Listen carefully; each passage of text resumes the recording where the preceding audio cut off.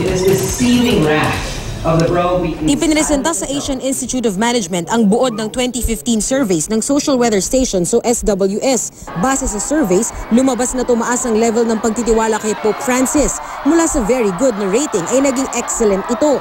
Exceptionally high naman ang moral ng publiko pero pababa raw ang long-term movements sa poverty at hunger. Bumababa man daw ang nabibiktima ng krimen, nagpapatuloy pa rin ang kawalan ng seguridad sa mga komunidad. Naglalaro naman sa rating na good hanggang neutral ang satisfaction sa mga pinakamatataas na opisyal at institusyon sa bansa. Naglalaro rin sa rating na good hanggang neutral ang 2015 report card ng National Administration. Hati naman daw ang opinyon tungkol sa peace process sa Mindanao. Patuloy raw bumababa ang mga report ng korupsyon sa gobyerno mula sa mga negosyante. Nag-aalala naman ang publiko sa namumuong tensyon sa China, bunsod ng mga pinag-aagawang teritoryo sa West Philippine Sea. Karanasan din daw ang nagpapakita kung gaano pa pwedeng mabago ang standing ng mga kandidato sa eleksyon.